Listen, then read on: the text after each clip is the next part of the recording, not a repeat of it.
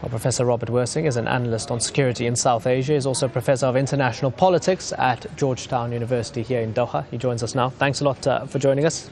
A couple of things to get through. First of all, Pakistan wants a similar civilian nuclear energy deal with the United States as that deal with neighbour and rival India. Is it going to get it? I think it's extremely unlikely that it will get it. It would be very important to Pakistan because it would be a sign of America's deep and lasting commitment to Pakistan. So it probably has more symbolic than material value to the Pakistanis. Their government would certainly like to bring this kind of a victory to their population.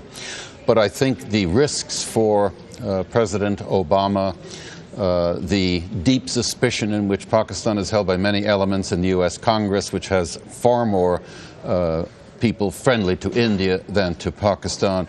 This would be a hard political sell. It would be politically costly. And I think that President Obama would be extremely reluctant to go that far. In my judgment, it's certainly something that ought to be examined closely and explored because of the tremendous importance to Pakistan of doing whatever necessary to solve its spectacular scarcity of power. That problem grows worse every single day. And for America to weigh in significantly on this issue one way or another can be very important. You mentioned deep suspicions within Congress of Pakistan. However, when it comes to Afghanistan, it's quite clear, isn't it, that Pakistan is still the preferred partner to work with in Afghanistan of the United States. Is that changing now with the emergence of the Indian role in Afghanistan?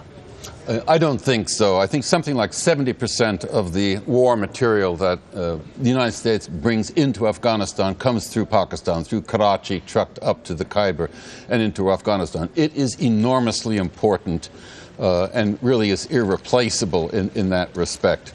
What the United States would like, of course, is for Pakistan to weigh in more fully in Afghanistan, and that would mean it would have to cease playing its double game. It would have to withdraw support from all elements of the Taliban, which it is extremely reluctant to do. Right. Well, you have this growing Indian economic developmental influence in Kabul.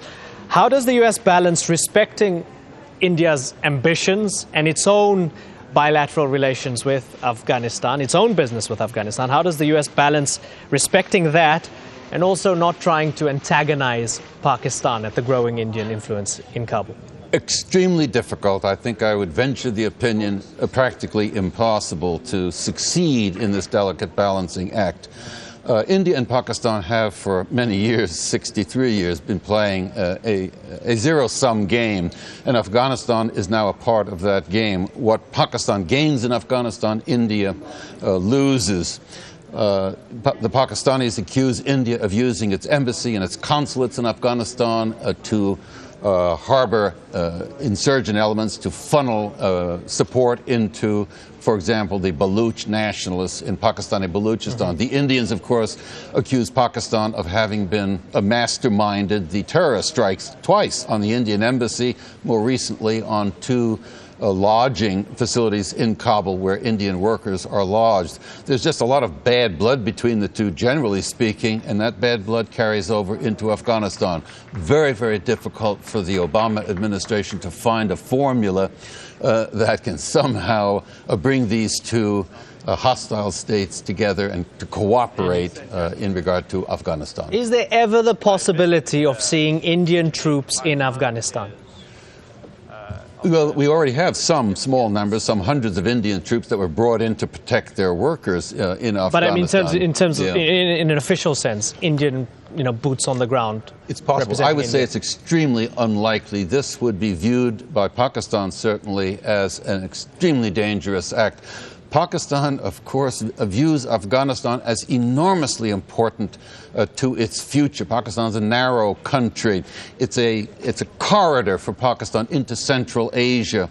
And for Pakistan to face a future in which it had a hostile India to the east and a potentially hostile Afghanistan to the west is just strategically a nightmare for them, which they simply cannot accept. I just wonder if you could take stock of the entire policy regarding Afghanistan, Pakistan, India. Richard Holbrooke's mandate, AFPAC, coined the term AFPAC, just over a year on.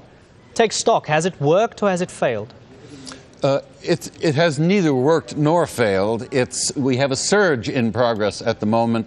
Some 30,000 U.S. troops being added, a tremendous amount of infrastructure development going on, building of new bases throughout Afghanistan.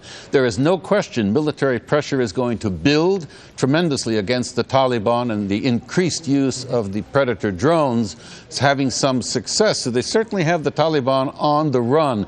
So one could say that, at least for the moment, the strategy adopted by the Obama administration is having some beneficial effects. Over the longer term, however, trying to work out a political settlement in Afghanistan that would breed a stable and reasonably honest government in Kabul and satisfy the neighbors, India and Pakistan in particular, that's a far greater challenge. We're relying very heavily on a military instrument at the present time, and that shows results. That kills people.